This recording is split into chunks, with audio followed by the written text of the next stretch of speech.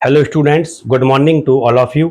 Students, आज के इस वीडियो में हम dispersion of light by prism अर्थात प्रिज्म के द्वारा प्रकाश का वर्ण विक्षेपण की स्टडी करेंगे। स्टूडेंट्स, इसके पहले वाले वीडियो में हमने प्रकाश का प्रिज्म के द्वारा अपवर्तन कैसे होता है इसकी स्टडी की थी। तो स्टूडेंट्स, इसमें सबसे पहला क्वेश्चन आता है कि वर्ण विक्षेपण या डिस्पर्सन क्या होता है जो कि प्रिज्म के द्वारा होता है। तो इसका आंसर है डिस्पर्सन या वर्ण विक्षेपण। स्टूडेंट्स, यदि आप इस वर्ण विक्षेपण पर ध्यान देते हैं तो आपको ज्ञात होता है कि इस शब्द का निर्माण दो भागों से हुआ है। पहला होता है वर्ण, जिसका अर्थ होता है रंग, और दूसरा विक्षेपण, इसका अर्थ होता है अलग अलग होना, अर्थात रंगों का अलग अलग होना। इसी आधार पर हम वर्ण विक्षेपण या डिस्पर्सन की व्याख्या करते हैं, परिभाषित करते हैं। डिस्पर्सन यह हमेशा श्वेत प्रकाश का होता है। वर्ण विक्षेपण हमेशा श्वेत प्रकाश का होता है, या हम बोल सकते हैं कि वर्ण विक्षेपण हमेशा व्हाइट लाइट का होता है।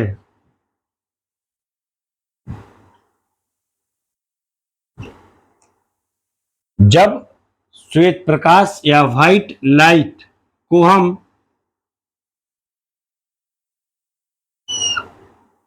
किसी प्रिज्म, माना यह एक प्रिज्म है जिसे हमने एबीसी के द्वारा व्यक्त किया है, और इस प्रिज्म के ऊपर एक श्वेत प्रकाश इस प्रकार से आपतित हो रहा है, व्हाइट लाइट, शॉर्ट में लिख दिया है WL। तो जब श्वेत प्रकाश की किरण किसी प्रिज्म पर आपतित होती है तो यह अपने अवयवी रंगों में, कॉन्स्टिट्यूएंट्स कलर में वियोजित हो जाती है। यह अपने अवयवी रंगों में वियोजित हो जाती है, जिसे हम वर्ण विक्षेपण या डिस्पर्सन कहते हैं। अब क्वेश्चन आता है कि ये इसके अवयवी रंग जो कि 7 होते हैं, ये किस क्रम में व्यवस्थित होते हैं। तो स्टूडेंट्स, जो इसके अवयवी 7 रंग होते हैं उन्हें हम स्पेक्ट्रम कहते हैं या वर्णक्रम कहते हैं। इसमें जो प्रकाश की किरण सबसे नीचे की ओर प्राप्त होती है वह बैंगनी रंग की प्रकाश किरण होती है, और इसके ऊपर सबसे ऊपर हमें जो प्रकाश की किरण प्राप्त होती है वह लाल रंग की प्रकाश की किरण होती है। और इन दोनों के बीच में 5 प्रकाश किरण और उपस्थित होती हैं, जिनका क्रम हम निम्न प्रकार से याद कर सकते हैं, लर्न करते हैं। विब ग्यूर, इसमें से वी का मतलब होता है वायलेट या बैगनी। इसके बाद जो दूसरी प्रकाश की किरण होती है वह होती है आई का मतलब होता है इंडिगो कलर, वायलेट बैगनी, आसमानी। इसके बाद जो तीसरी प्रकाश की किरण होती है वह आती है बी, इसका मतलब होता है ब्लू मीन्स नीला। इसके बाद जो प्रकाश की किरण आती है वह आती है जी का मतलब होता है ग्रीन। इसके बाद येलो, इस तरह से नहीं, गलत हो जाता है जी, यहां पर लिखना पड़ेगा। इसके बाद आता है वाई। वाई का मतलब होता है येलो। ओ, ओ का मतलब होता है ऑरेंज। और सबसे ऊपर आता है आर। आर का मतलब होता है रेड। ओ का मतलब है यहां पर ऑरेंज, और आर, आर का मतलब होता है रेड। तो स्टूडेंट्स, इसे हम वर्ण विक्षेपण कहते हैं। एक किरण आपको इसी से मिला देनी है। यदि आप यहाँ पर स्केल का यूज करते हैं तो आपको ये सातों कलर स्पष्ट रूप से दिखाई देते हैं। यहाँ पर ये डायग्राम स्केल से नहीं बनाया है तो इसलिए क्लियर नहीं हुआ है, लेकिन यदि आप यहाँ से इस तरह से कर देते हैं तो ये सातों कलर क्लियर हो जाते हैं। स्टूडेंट्स, अब क्वेश्चन आता है कि जो हमें वर्ण विक्षेपण के फलस्वरूप 7 रंग क्रम से प्राप्त होते हैं, इन्हें हम क्या कहते हैं? तो जो ये 7 रंग क्रम से प्राप्त होते हैं, इन्हें हम वर्णक्रम या स्पेक्ट्रम कहते हैं। अपना क्वेश्चन आता है कि यह किसका स्पेक्ट्रम है? तो इसका आंसर है कि यह श्वेत प्रकाश या दृश्य प्रकाश का स्पेक्ट्रम है। दृश्य प्रकाश जो हमें दिखाई देता है, यह किसका स्पेक्ट्रम है? यह दृश्य प्रकाश का स्पेक्ट्रम है। और दृश्य प्रकाश के स्पेक्ट्रम में 7 रंग अपनी बढ़ती हुई तरंग दैर्घ्य वेवलेंथ के अनुसार उपस्थित होते हैं, और इसी आधार पर हम वर्णक्रम या स्पेक्ट्रम को भी परिभाषित करते हैं। वर्णक्रम किसे कहते हैं? तो इसका आंसर आता है वह क्रम जिसमें विभिन्न तरंगें, वर्णक्रम की एक ब्रॉड डेफिनेशन हो जाती है, जिसमें विभिन्न तरंगें अपनी बढ़ती हुई तरंग दैर्घ्य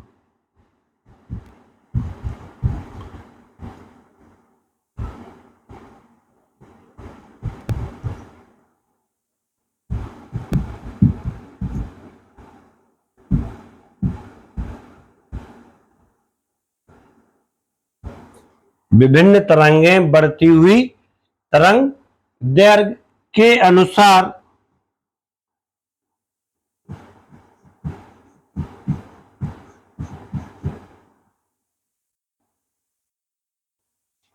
जिसमें विभिन्न तरंगें बढ़ती हुई तरंग दैर्घ्य के अनुसार व्यवस्थित होती हैं या उपस्थित रहती हैं, वर्णक्रम कहलाता है। इस दृश्य प्रकाश में जो सबसे कम तरंग दैर्घ्य वाली प्रकाश किरण होती है वह बैंगनी होती है, और सबसे बड़ी तरंग दैर्घ्य वाली जो प्रकाश किरण होती है वह लाल रंग की होती है। और इस संपूर्ण दृश्य प्रकाश की वेवलेंथ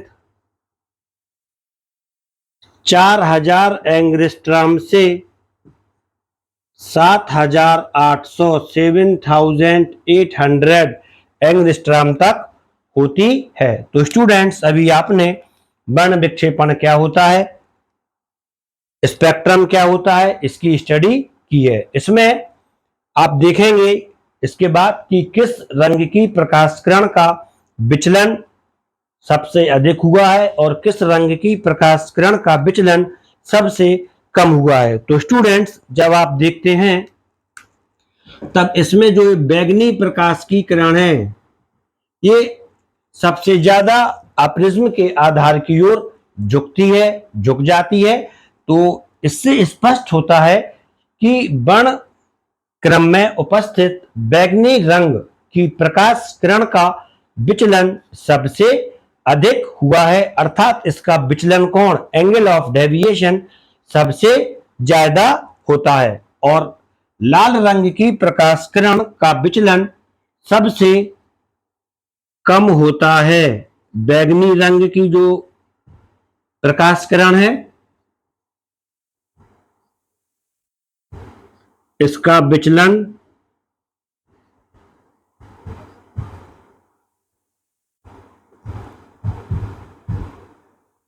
सबसे ज्यादा हुआ है, और जो लाल रंग की प्रकाश किरण है इसका विचलन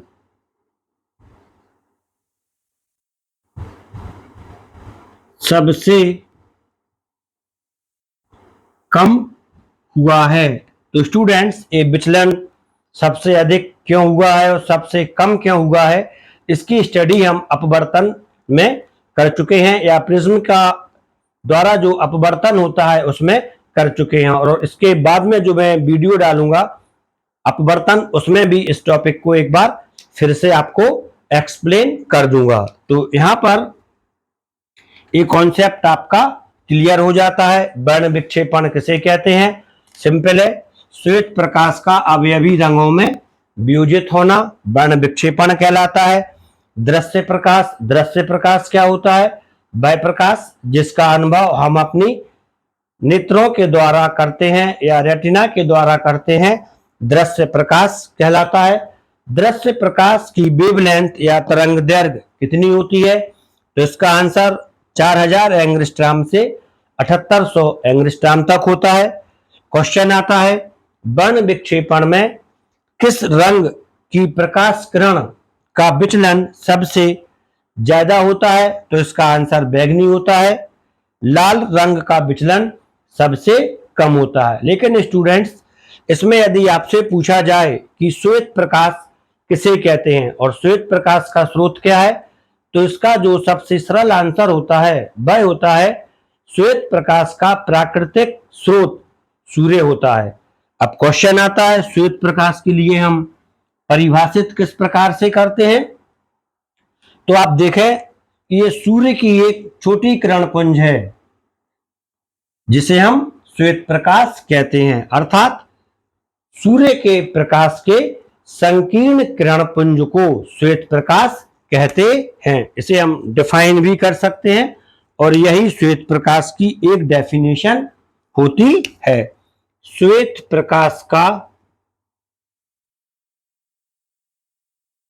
श्वेत प्रकाश किसे कहते हैं? सूर्य के प्रकाश का संकीर्ण किरणपुंज श्वेत प्रकाश कहलाता है। सूर्य के प्रकाश का संकीर्ण, संकीर्ण से मतलब होता है नैरो बीम, संकीर्ण प्रकाश पुंज या किरण पुंज श्वेत प्रकाश कहलाता है। तो स्टूडेंट्स, अब इसके बाद क्वेश्चन आता है कि प्रकाश के वर्ण विक्षेपण या डिस्पर्सन का क्या कारण होता है? तो स्टूडेंट्स, अब हम श्वेत प्रकाश के इस विक्षेपण का कारण क्या होता है इसकी स्टडी करेंगे। आप इसका स्क्रीनशॉट ले लें और इसको शेयर कर लें कॉपी पर, इससे नोट्स भी बना लें।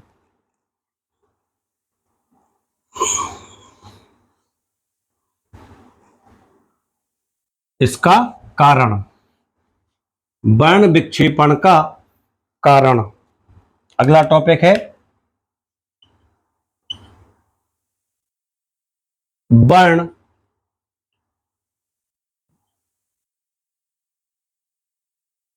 विक्षेपण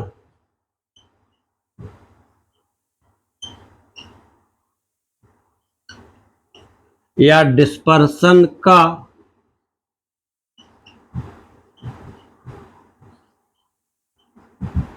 कारण। तो स्टूडेंट्स, आपने अपवर्तन के दौरान, अपवर्तन की स्टडी के दौरान, ये कहना ज्यादा सही रहेगा, अपवर्तनांक की स्टडी की होगी। अपवर्तनांक या रिफ्रैक्टिव इंडेक्स किसे कहते हैं? अब जानते ही है, किसी अपवर्तनांक एक अनुपात होता है। इसकी डेफिनेशन वगैरह यहां पर भी थोड़ा रिवाइज कर लें, यहां पे ज्यादा डेप्थ में नहीं जाना है। अपवर्तनांक निर्वात या वायु में प्रकाश की चाल,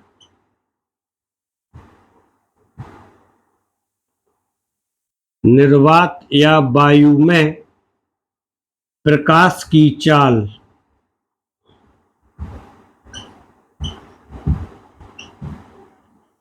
अपॉन, इसका फार्मूला होता है किसी भी माध्यम में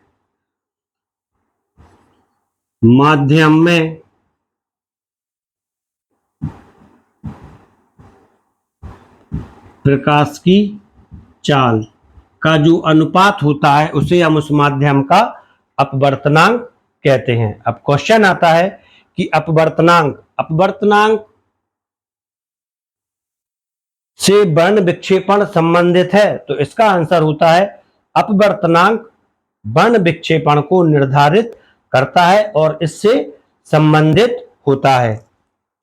अपवर्तनांक यह किसी पदार्थ का होता है, अपवर्तनांक किसी भी पदार्थ का होता है, जैसे कांच, तो कांच के लिए एक निश्चित अपवर्तनांक रहेगा, जल के लिए एक निश्चित अपवर्तनांक होता है। कांच का अपवर्तनांक लगभग 1.5, जल का अपवर्तनांक लगभग 1.3। तो इसके लिए जिस पदार्थ का अपवर्तनांक किसी प्रकाश की तरंग या प्रकाश के अवयवी रंग की तरंग के लिए अधिक होता है, इसको संक्षेप में आप लिख लें, जिस रंग की तरंग के लिए अपवर्तनांक अधिक होता है, जिस रंग की तरंग के लिए अपवर्तनांक अधिक होता है, उस रंग की तरंग का विचलन भी अधिक होता है, उस रंग की तरंग का विचलन भी अधिक होता है। यहां पर और आगे थोड़ा लिख लें, प्रकाश की जिस रंग की तरंग के लिए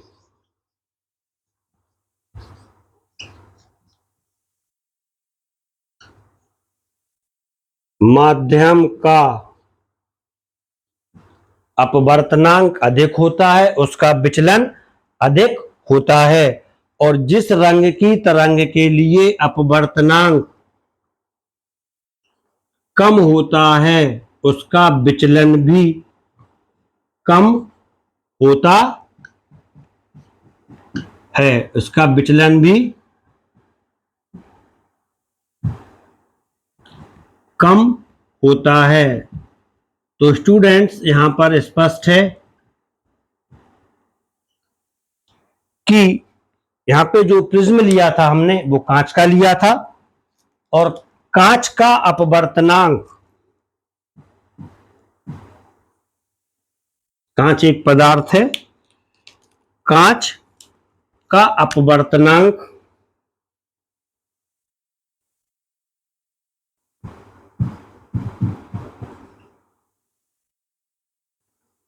लाल रंग की प्रकाश तरंग के लिए अधिक होता है, सॉरी, कांच का अपवर्तनांक लाल रंग की तरंग के लिए कम होता है,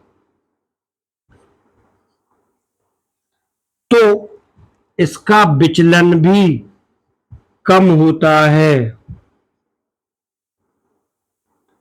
तो इसका विचलन भी कम होता है। और कांच का अपवर्तनांक बैंगनी रंग की प्रकाश के लिए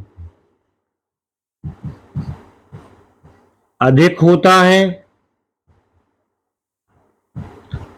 तो इसका विचलन भी अधिक होता है। ये वर्ण विक्षेपण का कारण था, और शेष रंगों के लिए अपवर्तनांक का मान इन दोनों रंगों के अपवर्तनांक के मानों के बीच में होता है, इसलिए उनमें अलग अलग विचलन हो जाता है और हमें सातों रंग की प्रकाश किरणें अलग अलग प्राप्त हो जाती हैं। तो स्टूडेंट्स, यह वर्ण विक्षेपण का कारण था। यदि आपको शॉर्ट में बताया जाए तो हमें इसको निम्न प्रकार से बोलना चाहिए। वर्ण विक्षेपण का प्रमुख कारण कांच के पदार्थ के अपवर्तनांक का विभिन्न रंगों की प्रकाश तरंगों के लिए अलग अलग होना है। जिस रंग के लिए अपवर्तनांक अधिक होता है कांच का, उसका विचलन अधिक होता है, और जिस रंग के लिए अपवर्तनांक कम होता है उसका विचलन कम होता है। ये आप समझ चुके हैं। क्वेश्चन यदि आपसे पूछा जाता है कि बैगनी रंग का विचलन अधिक होता है प्रिज्म के द्वारा, क्यों होता है, तो आप इसका आंसर दे सकते हैं। और यदि आपसे पूछा जाता है कि लाल रंग का विचलन कम होता है, तब भी आप इसका आंसर दे सकते हैं। और इसके अलावा यदि आपसे पूछा जाए अपवर्तनांक किसे कहते हैं, तो आप इसकी डेफिनेशन इसी आधार पर दे सकते हैं। जो चीज अपॉन में होती है वह अनुपात होती है। तो निर्वात या वायु में प्रकाश की चाल का माध्यम में प्रकाश की चाल के सापेक्ष जो अनुपात होता है उसे माध्यम का अपवर्तनांक कहते हैं। ये इसकी सिंपल डेफिनेशन हो जाती है। डिटेल स्टडी इसकी हम अपवर्तन वाले वीडियो में करेंगे। तो स्टूडेंट्स, अब इसके बाद नेक्स्ट क्वेश्चन और आता है कि प्रिज्म की किस सरफेस से विचलन होता है और किस सरफेस से अपवर्तन होता है। तो स्टूडेंट्स, यहां पर क्लास के हिसाब से एक सिंपल कॉन्सेप्ट और बनता है, ये मैं आपको क्लियर कर देता हूं। ये जो प्रिज्म होता है,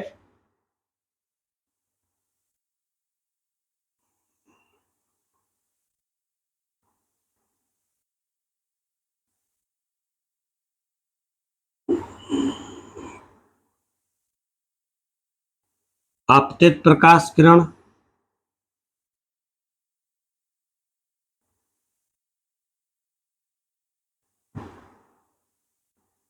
वायलेट, और ये हो जाती है रेड।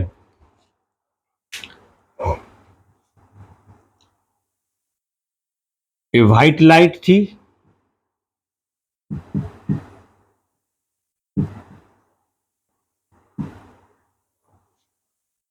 इसमें जो बैगनी प्रकाश की किरण है ये सबसे ज्यादा डाइवर्ट हुई है और लाल प्रकाश की किरण सबसे कम डाइवर्ट हुई है।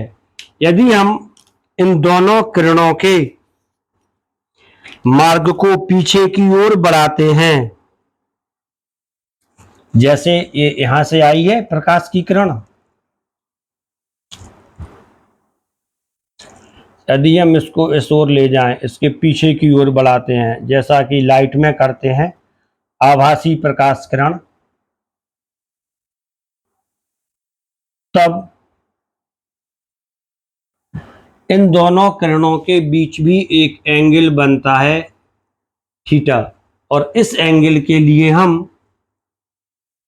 एंगुलर डिस्प्लेसमेंट, सॉरी डिस्प्लेसमेंट नहीं, डिस्पर्सन, इस एंगल के लिए हम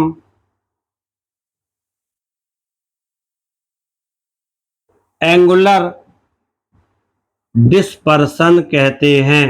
एंगुलर डिस्पर्सन, एंगुलर इसका मतलब होता है कोणीय,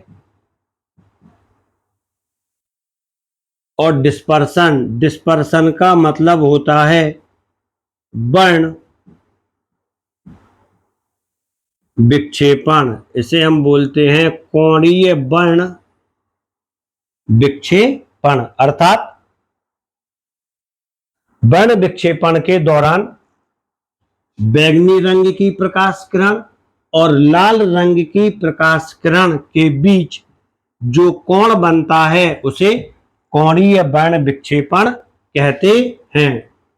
बैंगनी रंग की किरण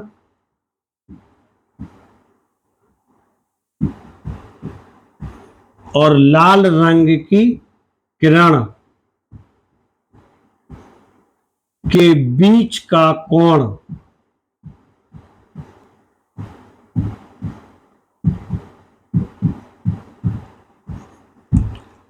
कोणीय वर्ण विक्षेपण या एंगुलर डिस्पर्सन कहलाता है। स्टूडेंट्स, इसके बाद क्वेश्चन आता है, क्या हम वर्ण विक्षेपण के फलस्वरूप प्राप्त होने वाले 7 कलर से या 7 अवयवी रंगों से पुनः श्वेत प्रकाश प्राप्त कर सकते हैं? तो इसका आंसर है हाँ। हम 7 प्रकाश रंगों से या प्रकाश के 7 रंगों से पुनः एक व्हाइट लाइट प्राप्त कर सकते हैं। और इस प्रयोग को सबसे पहले न्यूटन ने किया था, जिसे हम रिकॉम्बिनेशन ऑफ लाइट कहते हैं। तो स्टूडेंट्स, अब हम न्यूटन के एक्सपेरिमेंट की स्टडी करेंगे। न्यूटन ने किस प्रकार से रिकॉम्बिनेशन ऑफ लाइट को सिद्ध किया था, या यह सिद्ध किया था कि वास्तव में प्रकाश किरण या श्वेत प्रकाश का निर्माण 7 अवयवी रंगों से होता है। हमारा अगला टॉपिक आता है न्यूटन का प्रयोग। अगला टॉपिक है न्यूटन का प्रयोग। न्यूटन का जो प्रयोग था वह सिद्ध किया करता था रिकॉम्बिनेशन ऑफ लाइट। यह सिद्ध करता था प्रकाश 7 अवयवी रंगों से बना है। ये सिद्ध करने के लिए न्यूटन ने अपना प्रयोग किया था।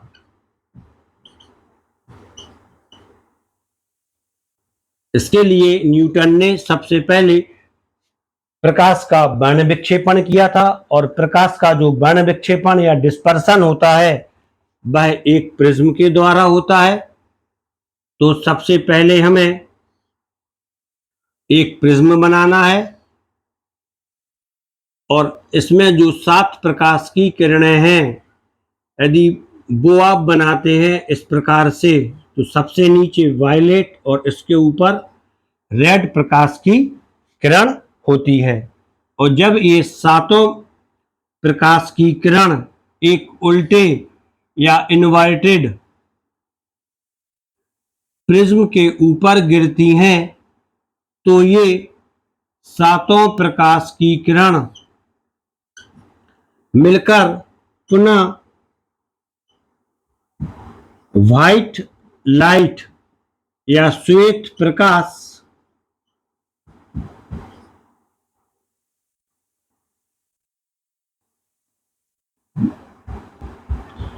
उत्पन्न करती हैं।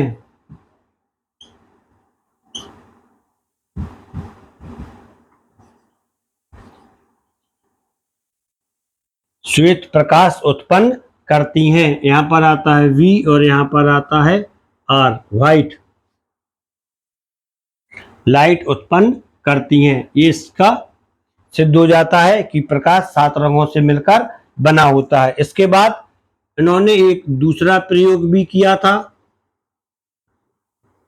जिससे सिद्ध हुआ था कि प्रकाश 7 अवयवी रंगों से मिलकर बना है।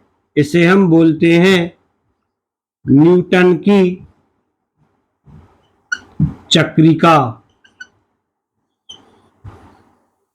न्यूटन की चक्रिका यह एक गोलाकार संरचना थी, और इस गोलाकार संरचना में न्यूटन ने प्रकाश के 7 रंगों को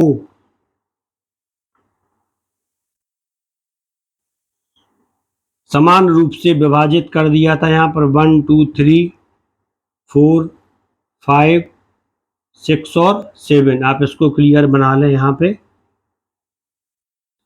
जो 7 अवयवी कलर होते थे, 1 2 3 4 5 और 7, इस 7 कलर इसमें ले लिए थे। और जब इस चक्रिका को काफी तेजी से घुमाया जाता है तब इस चक्रिका के हमें ये सातों कलर दिखाई नहीं देते हैं, बल्कि हमें इसके स्थान पर केवल एक व्हाइट कलर दिखाई देता है। तो जिससे भी सिद्ध होता है कि प्रकाश वास्तव में 7 रंगों से मिलकर बना होता है। इसके बाद क्वेश्चन आता है, क्या प्रकाश का डिस्पर्सन या वर्ण विक्षेपण प्रकृति में भी होता है? तो इसका आंसर है, प्रकाश का वर्ण विक्षेपण प्रकृति में भी होता है। तो स्टूडेंट्स, अभी आपने स्टडी कर ली है, सिर्फ बचा है अपना नेचुरल डिस्पर्सन या प्राकृतिक वर्ण विक्षेपण। तो स्टूडेंट्स, इसके बाद हम आज के इस वीडियो के जो लास्ट टॉपिक है, प्रकाश का प्रकृति में वर्ण विक्षेपण, उसकी स्टडी करेंगे। स्टूडेंट्स, यहाँ पर आप ये दोनों प्रयोग हैं जो कि सिद्ध करते हैं कि प्रकाश का निर्माण वास्तव में 7 रंगों के द्वारा होता है। इससे आंसर दे सकते हैं। इसके बाद जो लास्ट टॉपिक है, और ये काफी इंपॉर्टेंट टॉपिक भी है, इसकी हमें स्टडी करना है, नेचुरल डिस्पर्सन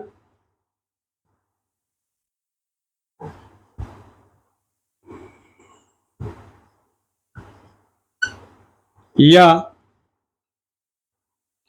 प्राकृतिक वर्ण विक्षेपण। तो स्टूडेंट्स, यदि पूछा जाए कि प्राकृतिक वर्ण विक्षेपण क्या है, तब आप इसको किस प्रकार से डिफाइन करेंगे, किस प्रकार से लिखेंगे? तो इसकी जो डेफिनेशन है वह इसकी हेडिंग में ही मिल जाती है।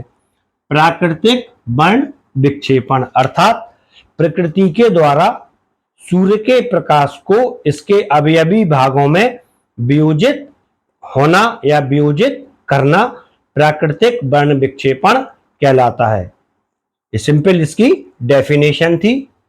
प्रकृति के द्वारा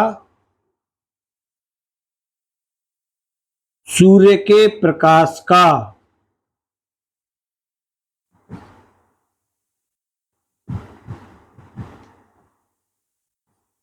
होने वाला वर्ण विक्षेपण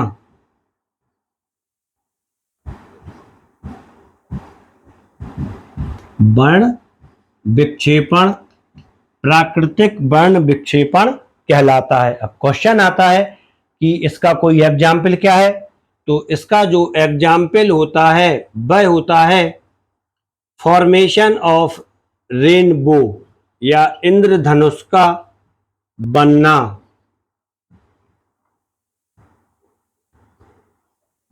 इंद्रधनुष का बनना किस चीज का एग्जाम्पल है? प्राकृतिक वर्ण विक्षेपण का या नेचुरल डिस्पर्सन का। तो स्टूडेंट्स, अब यहां पर पुनः क्वेश्चन आ जाता है कि इंद्रधनुष क्या होता है और ये कब बनता है। आपसे ये नहीं पूछा गया है इंद्रधनुष कैसे बनता है, इंद्रधनुष क्या होता है। तो स्टूडेंट्स, इंद्रधनुष क्या होता है और इंद्रधनुष कब बनता है, हमें इसका पहले आंसर देना है। इंद्रधनुष कई बार वर्षा के दौरान हमें आसमान में 7 रंगों से बनी एक अर्धचंद्राकार संरचना दिखाई देती है। इस अर्धचंद्राकार संरचना को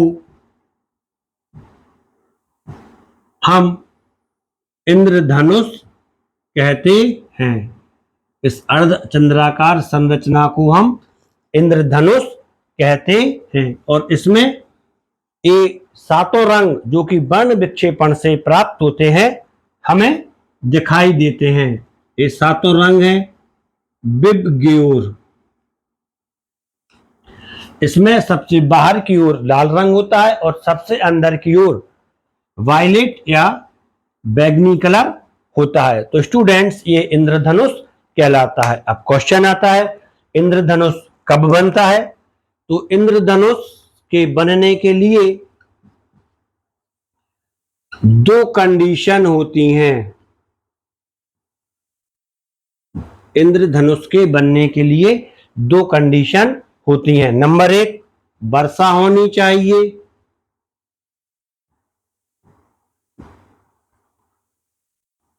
और नंबर दूसरा, वर्षा के दौरान सूर्य निकलना चाहिए।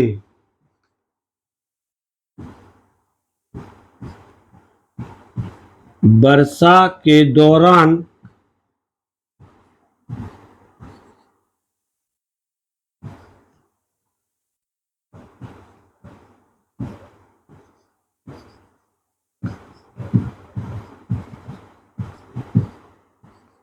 वर्षा के दौरान सूर्य निकलना चाहिए। ये दो कंडीशन इंपॉर्टेंट हो जाती हैं। वर्षा होनी चाहिए और वर्षा के दौरान सूर्य निकलना चाहिए। इसमें एक जो इंपॉर्टेंट फैक्ट होता है, यदि सूर्य इस ओर से निकलता है सन, तब इंद्रधनुष इसके सामने बनता है, इसके विपरीत ओर बनता है। अब क्वेश्चन आता है कि इंद्रधनुष कैसे बनता है। तो इंद्रधनुष का जो फॉर्मेशन होता है, जो बनना होता है, उसमें वर्षा की जो बूंद होती है, जो रेन ड्रॉप होती है, वह रेन ड्रॉप प्रिज्म की भांति कार्य करने लगती है। क्योंकि प्रिज्म ये आवश्यक नहीं है कि कांच का ही बना हो, प्रिज्म किसी भी एक सघन माध्यम से बन सकता है। जैसे जल की बूंद प्रिज्म का कार्य कर सकती है, और इंद्रधनुष के बनने के दौरान जल की बूंद प्रिज्म की ही भांति कार्य करती है। तो स्टूडेंट्स, अब इसके बाद इसको यहां से रफ करते हैं और वर्षा की बूंद से शुरू करते हैं। ये एक वर्षा की बूंद है, छोटी सी है। ये सनलाइट है, जो कि व्हाइट लाइट होती है। इस व्हाइट लाइट का यहाँ पे वर्ण विक्षेपण होता है, डिस्पर्सन होता है।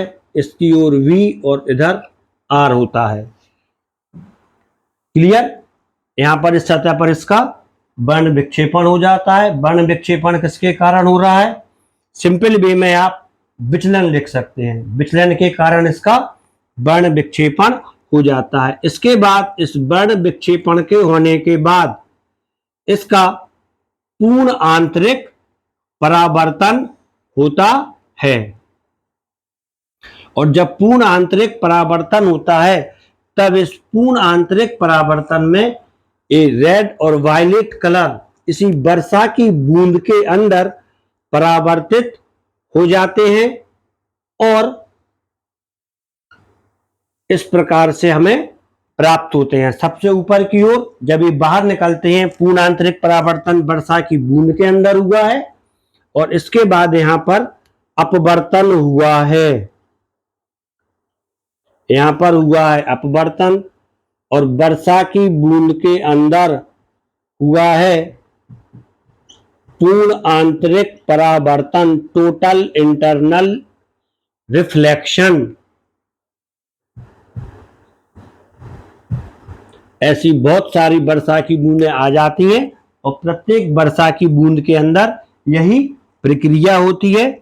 और ये जो रेड और वायलेट कलर है, ये हमें वर्षा की बूंदों के साथ ही एक बड़े अर्धचंद्राकार घेरे के रूप में दिखाई देता है, जिसे हम इंद्रधनुष कहते हैं। तो स्टूडेंट्स, अभी आपने प्रिज्म के द्वारा प्रकाश का डिस्पर्सन या वर्ण विक्षेपण कैसे होता है, क्यों होता है, एंगुलर डिस्पर्सन क्या है, डिस्पर्सन से संबंधित न्यूटन्स के एक्सपेरिमेंट कौन से हैं, नेचुरल डिस्पर्सन क्या होता है, कैसे होता है, और इसके द्वारा फॉर्मेशन ऑफ रेनबो अर्थात इंद्रधनुष कैसे बनता है, इस संपूर्ण टॉपिक की स्टडी कर ली है। अब लगता नहीं है आपका कोई क्वेश्चन जो कि इस टॉपिक से आएगा एग्जाम में छूट जाएगा। तो स्टूडेंट्स, अब आप इस वीडियो के लिए लाइक कर दें और चैनल के लिए सब्सक्राइब कर दें, जिससे कि आप लगातार मेरे साथ जुड़े रहें, आपके साइंस के कॉन्सेप्ट क्लियर होते रहें। Thank you.